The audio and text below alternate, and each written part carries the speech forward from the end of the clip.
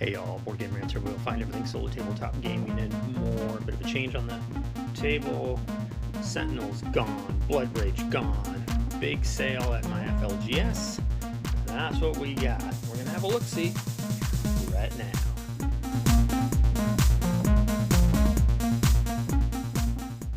So, Endless Winter here. This came out actually last week at my FLGS, and I tried to buy it, and the owner stopped me. She said, "Hey, wait a second. It's going to be a sale next weekend." And I was like, well, you know, it's brand new. It just came out. It's only going to be it's only going to be 10% off maybe. She said, nope, it'll be 20% off. So I waited and went there and picked up not only the base game, but these expansions too I have not opened.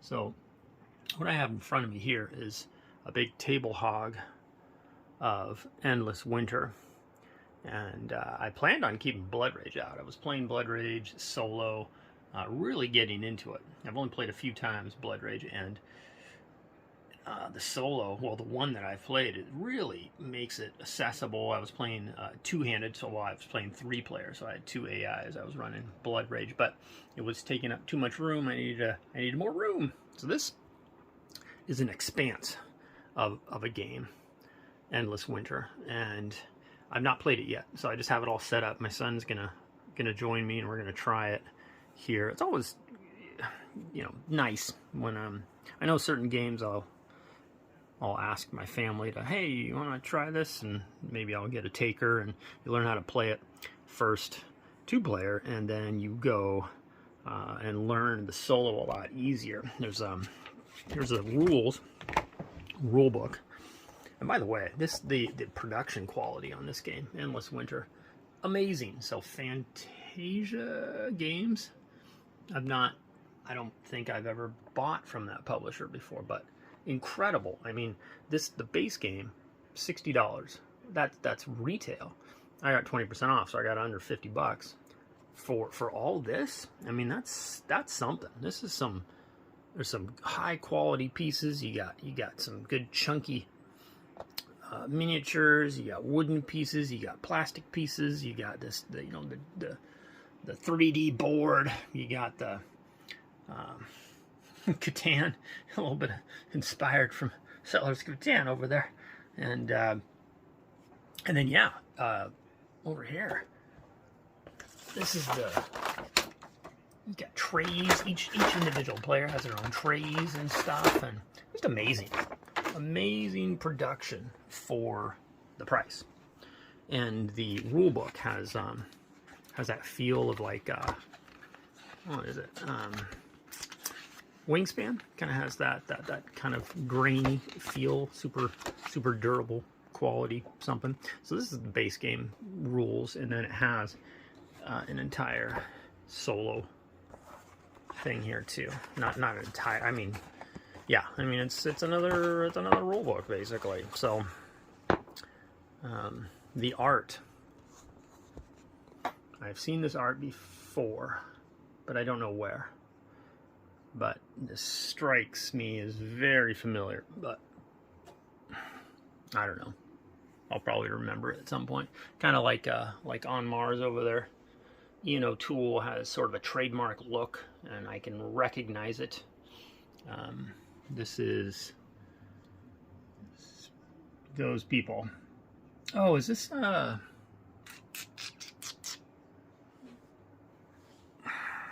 Raiders of the North Sea, or those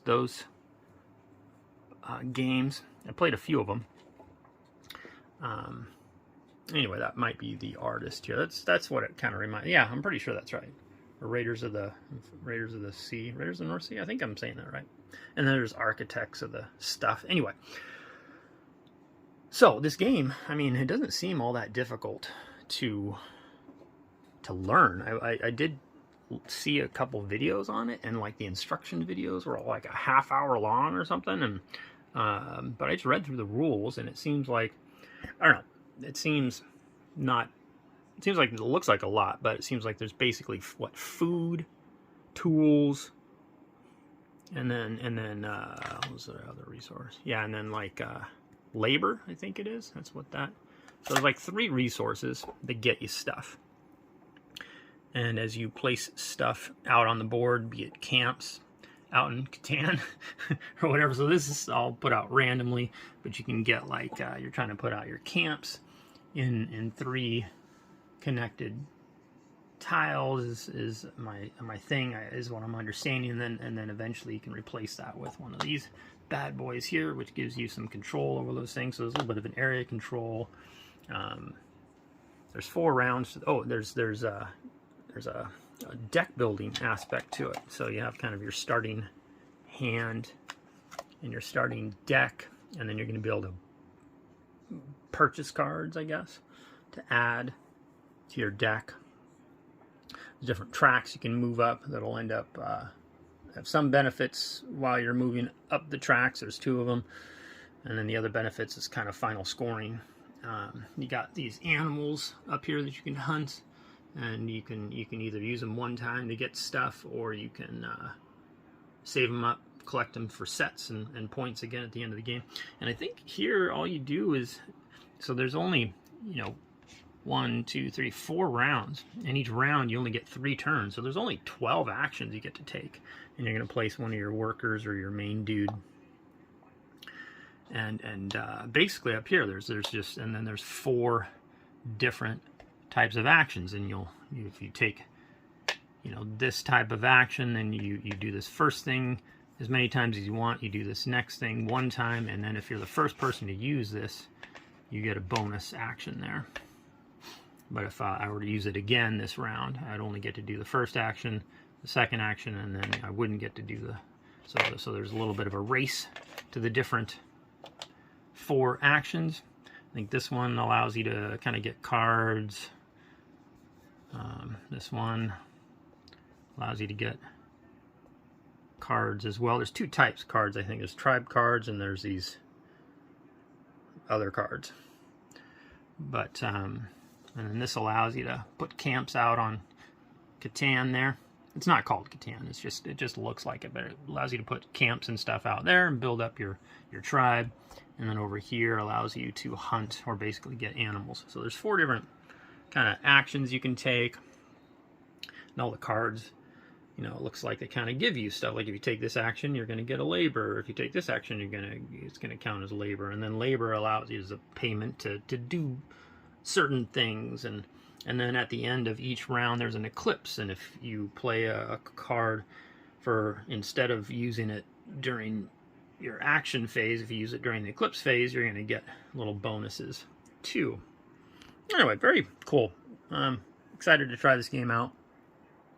And then it has little modules. It came with a couple modules. These little glaciers are usually just bare, but I just put these little modules out. There's 2 modules it comes with the game. Actually, there was 3. It had this little mammoth module, mini one. I didn't put that one out. But the base game comes with 2 little mini modules you can add, and then there's these 3 big expansions that I haven't even opened yet. So, Endless Winter, looking pretty good. More on that. Oh, and I also just realized as I kind of sat over here, there's this little section over here too where you get to cover up. You know, you use your little, I don't know what are these called, and you put them on there, and then as you cover up this board, you're gonna make little arrangements on the board, and then a person can then score points by placing them on top like that, and you score like 1, 2, 3, 4, 5, 6 points or something like that, because if whatever you cover is your colors, you get, anyway, there's all sorts of, oh, and then as you uncover those things, you're going to get little bonuses. Lots of fun stuff. All right, stop messing around here. I honestly don't know what I'm talking about because I've never played the game, but I think it just doesn't seem like it's going to be too difficult to figure out. Then over here, what do we got? Ultimate Railroad. So this is what is it? German Railroads was a game that came out, and I sold it not long ago. Wait. Russian Railroads. Okay, Russian Railroads is the first So it's got this. So this is Ultimate Railroads is a combination of the base game, which is called Russian Railroads, and then there was German Railroads, which is all but impossible to find. Then American Railroads or something, and then some other mini expansions. Anyway, this is a railroad lane game, if you will, but it's very different than normal, like where you have a map and you're kind of creating track to go from place to place to place. This, when you're laying track, it sort of symbolizes you level up your track and you level up your locomotives, but there's no like track. You're kind of upgrading your track pieces. I guess it's kind of hard to explain. Anyway, it's a different take on a rail building game, and it's a worker placement game. So you'll end up like this. So this is the main board, and you take your workers, and yeah, that's how you take your action. So it's kind of a worker. Well, it is a worker placement game and a track lane game, but the track you lay, the pieces you're going to lay are just going to follow along. You have this fairly small board, like this. I got this upside down, and you'll be starting your track at the beginning of a railway, and then you'll move your track along, and behind it you'll move more track, and you have like certain tracks that are super easy to move, and then you have to move tracks behind it to level up. I'm doing a terrible job explaining this because I haven't played it in forever, but yeah, there's a big track that allows you to, you get all sorts of goodies as you go along, as long as you've hit certain areas with it unlocks tracks or unlocks stuff. All right, I'm gonna give up on trying to explain the game. Although anyway, it was I couldn't find the expansions for it, but I enjoyed the game. The German Railroads had a solo version, and I used it, and I played Russian Railroads with the solo expansion rules, but not the German. I couldn't find the German Railroad, so I couldn't find anything, so I sold it. But then this has come out. I don't know if it came out last year. I think it said it came out last year, but it's everything. It's all of it.